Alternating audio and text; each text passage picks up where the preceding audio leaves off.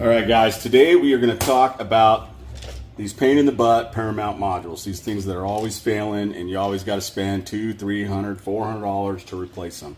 I'm going to tell you now, these can be repaired. The problem is getting parts, okay? The only place you can get parts is from other modules. So if you have one that goes bad, don't throw it out. There's good parts in it, so save them. And we're going to run through this whole thing and disassemble this whole thing, and I'm going to show you how it can be fixed.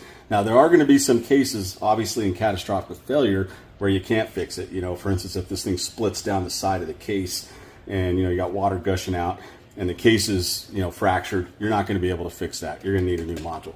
But there's these little diaphragms, there's balls, there's gears, there's a couple of little things in here, and usually only one or two of those little things will go bad. And if you have a spare module hanging around, an old one, a lot of times you can fix these things. So I'm going to show you how to do that. But first off, let's talk about what a 6-port module is versus a 4-port versus a 3-port versus a 2-port versus a 1-port. Or actually, I'm sorry, there isn't a 1-port, but there's a 2-port control module. Every single one of those starts out a 6-port module. Every module in Paramount's lineup is a 6-port module that has been modified. Okay, that's just the fact. And I have gone in with calipers and measurement devices, and I've counted these gears, and I've opened this thing up and measured it 3 times. And I can assure you, every single one of these is a 6-port module, and either it's got these little banana jumpers on it, or it doesn't, or it may have 2. If you've got a 2-port module, you may have 1 if you've got a 4-port module, or if you have a 3-port module, you actually have 3 of these little bananas that just cover 2 ports each. Boom, boom, boom. So, like for instance, when you have a 4-port module, you have 1, 2, 3, 4 ports. Okay. When you have 2-port module, you have 1 port, you have 2 ports. Okay. So essentially, you got three circuits, but it's actually 1 port. Okay. And then in like a 3-port module, you'll have basically this banana. You'll just have it covering 2 holes, and you'll have 3 of those, each one covering 2 holes, and that's a 3-port module. But what you'll notice is, for instance, in a 6-port module, if you look in the top of these, you'll see that these little holes on a 6-port module, they're all blocked off. Okay? But now this is a 4-port module here, and so you'll see that there's 3 holes, 1, 2, 3, where these go all the way through, okay? And then you'll have your little banana sitting over those 3 ports, making that one big single port, okay? Now, if you had a 2-port module, all these holes would be opened up, and you'll have 1 port, and you'll have 2 ports. And it doesn't matter. It can be like this, it can be like this, it can be like this. As long as you're covering 3 ports, and all these holes are opened up, those are your 2 ports, okay? So again, 4-port module, you'll have 1, 2, 3 open holes, and your banana on top of those. And then these are blocked, okay? 6-port module, all 6 are blocked, okay? 2-port module, all 6 holes are opened, and you have 1 port, 2 port, okay? That's the only difference in these things. So when you look at the price of a 4-port module and you look at the price of a 6-port module, it doesn't make a lot of sense. It's a good almost $100 difference in a lot of cases. So if you have a 4-port module and it breaks, save it, go buy a 6-port module and convert it. Now, if you call Paramount, of course they're going to tell you not to do this because they're in the business of making money. And, you could void a warranty if you do such and such, but hey man, I like saving bucks and I like tearing stuff apart and understanding how it works. So for me, this is a great thing. Now let's talk a little bit about how this works. Okay, so, and this may be redundant for many people, but essentially real quick, this is your supply line and it comes into the bottom here. This is where your pressure water comes in. There's a little impeller in there. And as that spins, as the water goes in, it spins this top guy right here. Okay. And as that spins, it spins these gears. And as these gears spin, it moves this whole top plate around, okay? And again, I think I tested it already, but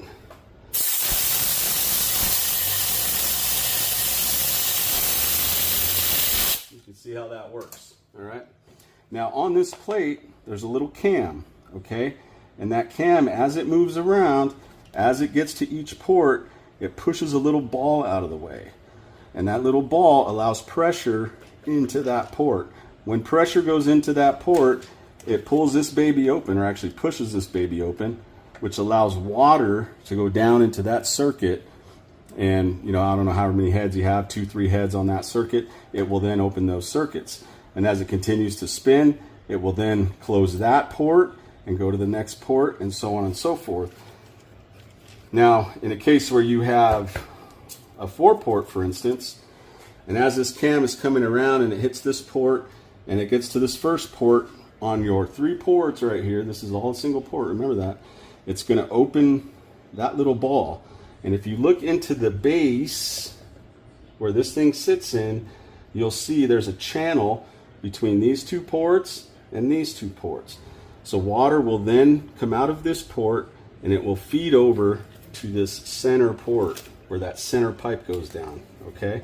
And you'll notice when you look down into your module base, you'll see there's 2 ports that are blocked. That's essentially these 2 ports, okay? And what's happening is water's coming out of these and it's channeling over to this center port here, okay? So as that cam hits these 3 ports, 1, 2, 3, all that water is getting channeled into that center port all the way through that cycle. It'll always go to that center port until you, boom, you get over here to this port. And then it's on this one. And then it'll be on this one. And then it'll be on this one. It should only ever have, at any point during the cycle, only one of these will be open. Okay? Now one may be partially open as it, as it transitions to the next one. But ideally, you'll only ever have one of these open. So when these sometimes when these get stuck open, that becomes problematic because you can't build the pressure in one of your ports big enough because it's letting water into this port and say this port at the same time, and you don't get pressure and your heads don't come up all the way. So a lot of time if you see your heads aren't coming up all the way, 9 times out of 10, one of these ports is stuck open. Okay? So that's essentially how it works. And so, for instance, if you have a 2-port, you'll only ever be feeding these 2 center ports with water. As that cam spins and it opens these 3 ports, you're serving this side, and then it'll come along and open these 3, and it'll be serving this side. All right. Now, sometimes these are called a control port or a control module, and what you may have is one of these that has 2 ports. Okay, and each port will serve like a 6-port module over here and a 6-port module over here. Okay, depending on how the pool's set up. So you have like I think they call it a 5-gear, and then you have a 4-gear. And I don't know why, because they both have 5 gears. But essentially all it is, and we'll get into this, is this 5th gear right here is moved over to this post. And you can actually read on this plate here, I don't know if you can read it, it'll say E, control module. And if you look at these gears, it's A, B, C, D, E. So if it's a control module, the only thing they're doing is they're moving this gear to here. And I think that either speeds it up or slows it down. I'm not 100% sure. All right.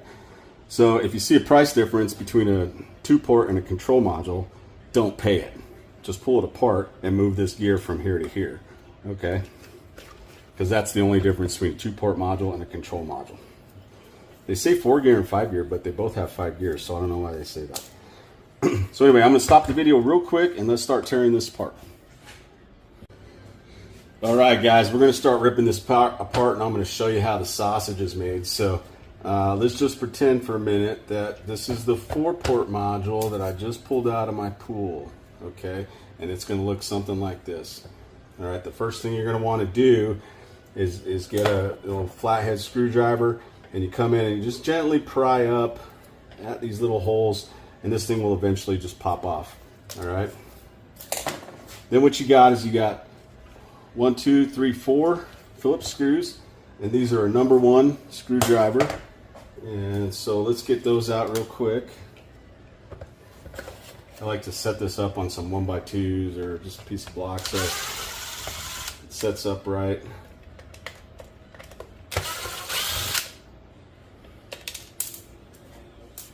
One, two,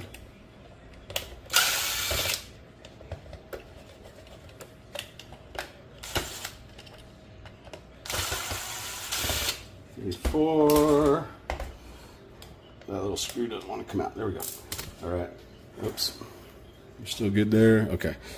All right. Then once those screws are out, you want to gently lift this off, and you got to rock it a little bit to get it around the gear and the balls. And that first piece is off. Okay.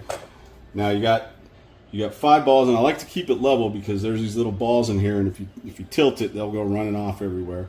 But essentially, you've got these 5 balls, and one should come out wherever the cam is. You can tell the cam's on this one, so that one should roll right out. The other ones will stay in a little bit better for now until we get to the next phase. But then what I like to do is just get a flat head, and then sometimes you can pull this little top gear by hand, but usually I just get a little flat head, and you just want to be gentle here. Sometimes I like to, before I do this, I just put a little WD down in there, and just to make sure. Sometimes it gets kind of calcified on there, but most of the time these come off pretty quick, pretty easy. And basically just pry that baby off like that. So there's your primary gear. All right, and these other gears, they're just sitting on there. Okay, and if you look real close, they are labeled A, B, C, D, and E. Okay, and so if they fall off and you don't know what order they go in, don't worry. It's really easy to put them back, and we're going to go through that inspection soon enough too. But what you can do is just lift this whole plate off, everything stays in place, and set that off to the side. And then right away you'll see these balls, so let's pick those up and set those aside. Again, you'll have 1 ball for every port, 6 balls total. We'll set those aside. Okay, and then just kind of as you're looking through this, just kind of inspect everything. If you've got debris, make sure you get that all out of the way. Again, and you'll see this is a 4-port module, so I got 3 open holes, 1, 2, 3, and then these 3 are blocked. Okay, so the next thing we're going to do is take these cups out. All right, and the way you do that is I take a punch like this, and usually you can do this by hand. Sometimes you need to give it a little tappy with a hammer, but just real gently, and flip it over, and you'll see in the center of these little metal posts there, that basically goes up through, and that's that little top post there. And so what you want to do is just press that from the bottom, and what you'll see, and again, sometimes you got to give it a little tappy with the hammer. Oh, that one's being problematic. Started to go, and then there we go. And pop that one out. And again, you can see, so this is the cup, and this is one of the 6, or one of the 3 that's blocked. So if you're going to convert one to like a 4-port, this is a good time to drill this hole out while it's away from the module, because if for some reason your drill bit goes through and you hit this thing, there's a diaphragm down in there, and you could do some damage. So if you're going to convert it, I always recommend to pull these out and then drill them. Okay, but essentially you just want to drill a hole on the inside of that, leave that little shoulder there, and just drill out, what is that, probably like a, I don't know, 5/16 or so, maybe ish. I'll have to actually measure that. So anyway, let's get all those out. You got 6 of them. That one came out like butter.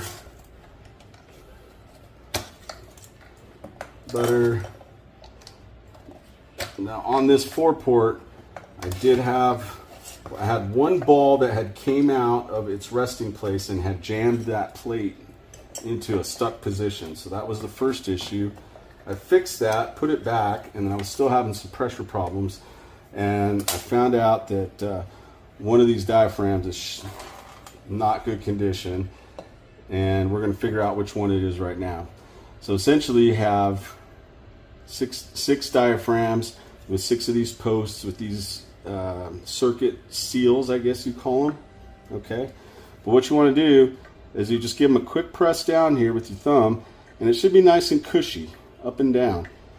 You also want to inspect these diaphragms here and make sure none of them are ripped or torn, or there's no holes. And these should just move nice and easy. That one's a little sloppy, so that could be problematic because that can stick open like that.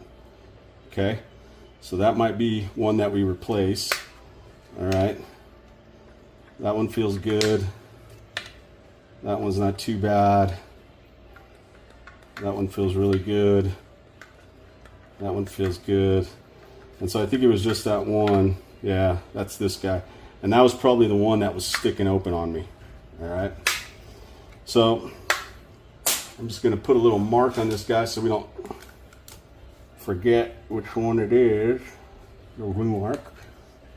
All right. Then I'm going to show you how. Now you can actually, while you have this open, it's a good idea to actually pull this all apart and clean it and just make sure, you know, it's all good. But what you do is take I like a deep socket. This is a 15/16, I believe. Yep, 15/16. And you just place that over this hex right here and just hold a little bit of pressure on it. And then on this bottom, you just turn that counterclockwise. And it's only about a little quarter click. You'll feel it. Quarter click, and then this will come right out of the top like that. Then there's a little plate that sits over that, and then once you've got that far, this guy will come right out of the bottom, and it is indexed with some indexing holes, so you gotta kind of just make sure it comes out. And then this diaphragm actually fell out, which I know that always means it's problematic. Usually those things are sucked in there pretty good.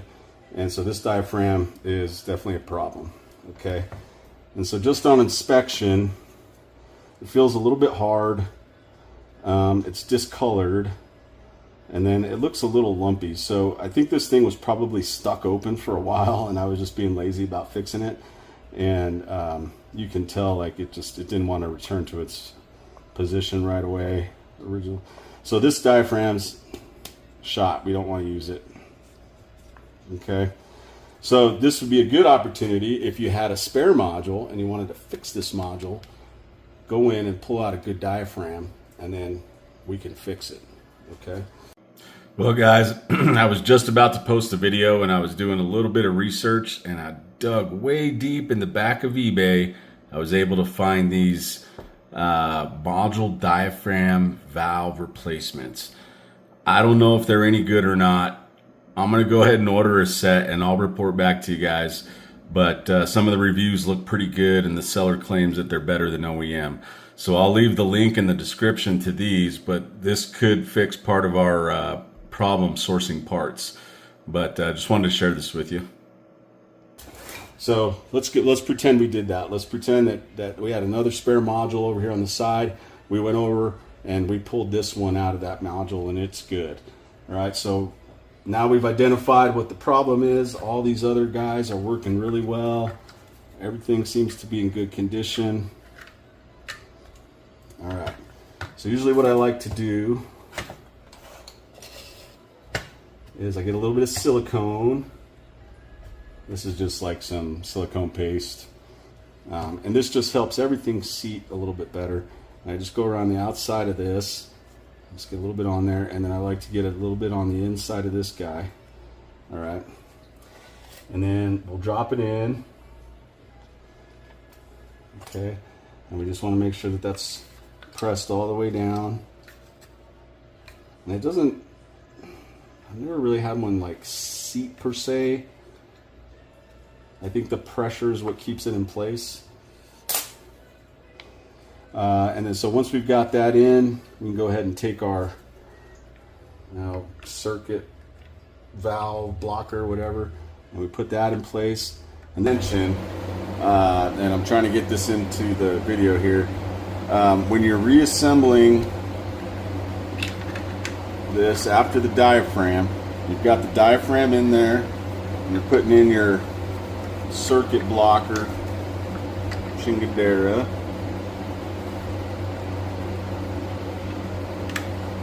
You've got that in there. And you're going to want to do this before you put on your retainer. But if you look at the bottom here, there's three of these little baffles, I guess, or valves, and one of them is shorter than the other two. So you want to make sure that that thing is rotated out to the end there, because that's what allows that to actually fit into the base. Okay. I'm sure it's fine if it's like this also, but you just want to make sure that one of these long ones is not sitting over on the end, because once you've cranked this retainer down, you don't want to be twisting this thing, because it will twist that diaphragm and you know, cause problems. So you want to do this, you know, before you put that retaining nut back on, and just make sure that that's sitting in the right position there. I think that's going to be fine, and all my other ones look okay. Okay, so just wanted to add that little piece of info. This is where a lot of the mistakes happen. You want to just make sure that you get that shoulder pushed up through the diaphragm and that it's sitting properly before you put this retention screw on, okay? So there we go. And we got our retention plate. And then let's drop our retention screw on. And then you can actually turn it by hand a little bit to just kind of hold it in place. Then take your socket, stick it on there, and now you're going clockwise, and you'll just feel like a little quarter turn click, and boom. And just look at the next one, make sure it's sitting in the right position, and everything looks good. Now obviously this one's still going to be problematic and be stuck open, but had we had a new diaphragm put in there, you know, we'd want to test it and make sure it kind of matched the other ones. So that's basically how you fix a broken port on one of these. Okay, so now if you've got, you know, sometimes these break. I've seen the impeller break off. I've seen these things split. I've seen a million things. But, you know, if you have a spare one, and as long as the housing's in good shape, you can fix this. All right, so let's go ahead and reassemble. And again, we have a 4-port module here. So let's find our 3 cups that have holes in them. We got 1, 2, and this is going to be that 1/3. And so we just want to make sure these 3 cups are sitting next to each other. And it doesn't matter, man. You can start anywhere you want, but essentially you got a little indexer here, and this little metal rod goes right through the center, and just index that and pop it in place. And that actually, this lip right here is what seals that diaphragm in place too. Okay, so we've got our 3 with the open holes next to each other. Now if you had a 2-port, you would have, it wouldn't matter, you would just have 6 open holes, or if you had a 6-port, you'd have 6 blocked holes, and wouldn't matter at that point. So the rest of these can just go in any position, it doesn't really matter.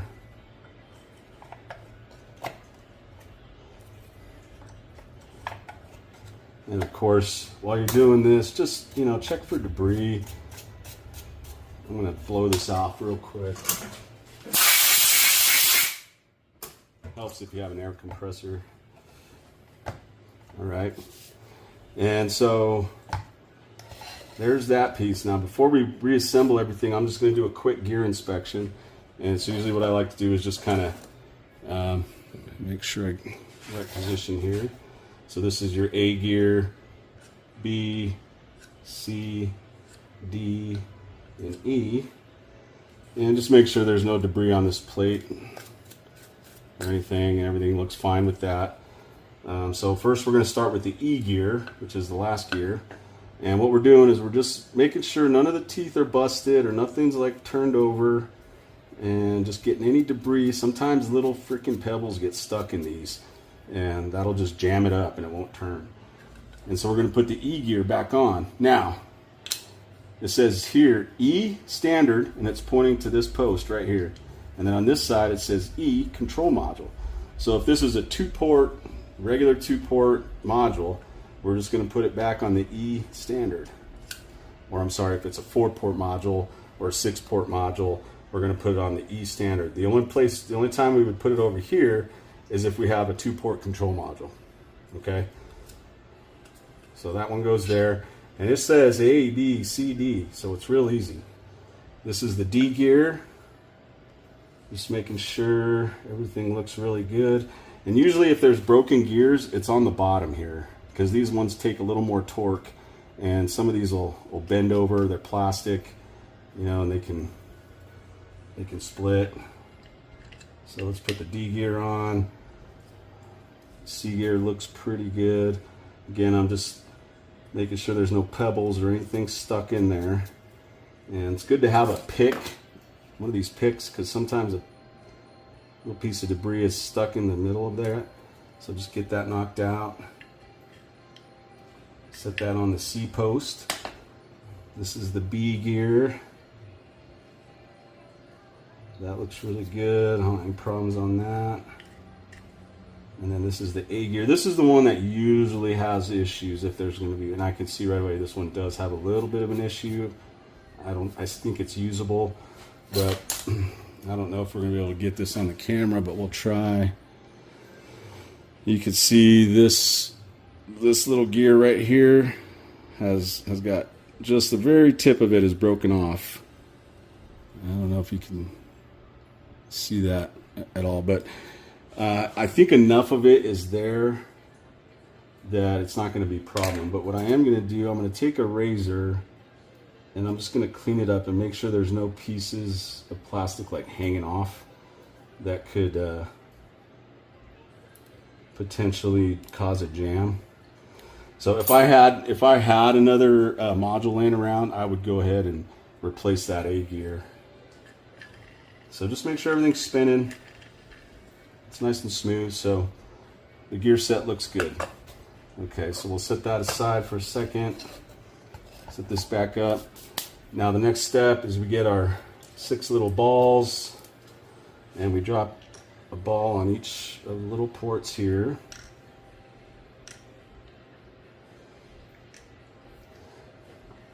And then on this plate, I'm going to hold these gears on so I can show you.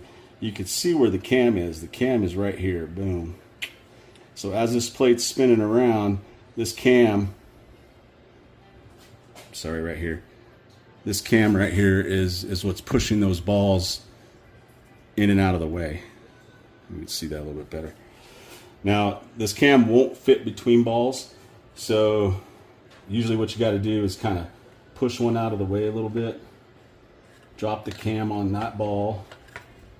And then let that ball drop back in there. And so the ball's just going to be kind of hanging in there. So that's the one you got to kind of pay attention to as you're getting into the next step here.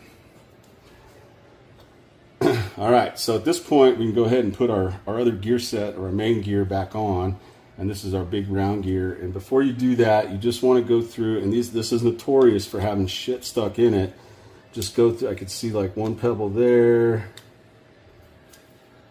And we're just going through and making sure there's no debris. And usually I get a brush and just, this is what the stuff that jams you up. This little, dang little tiny pebble will get in there and it'll stop this from turning, and then your pool won't be clean. And it's amazing that little pebble can screw up so much. Now the orientation of this gear doesn't matter. Like it can sit anywhere. You see 2 little indexing tabs hanging off. Okay, those need to go into 2 of these little holes that sit on the top. It really doesn't matter where it goes. I usually try to put it back where it was because, you know, the screw holes are already kind of tapped for the screws, and I can see that hole's tapped and that hole's tapped. So I'm going to put the thing back in this way, and you got to wiggle it a little bit and get it over that ball because this is what captures the ball in too. Okay, so that's in good shape. So at this point, we'll go ahead and put our screws back in. We got 4 of them. And these don't need to be wrenched down, just snug.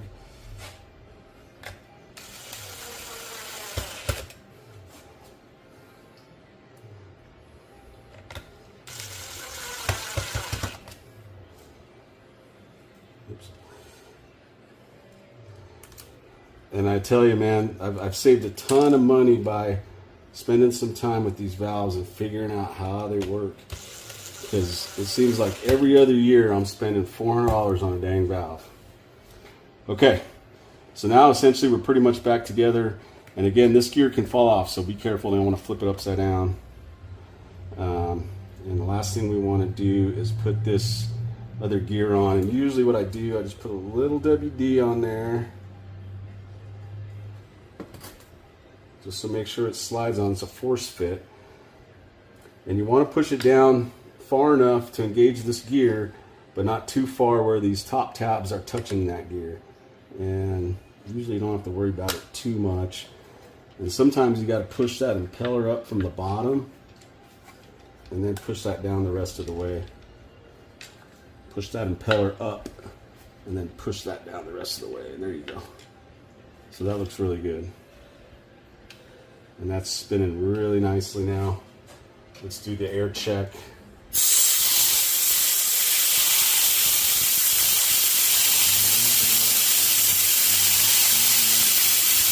All right, we're in good shape. So this module, assuming that we had a new diaphragm in it, is ready to go.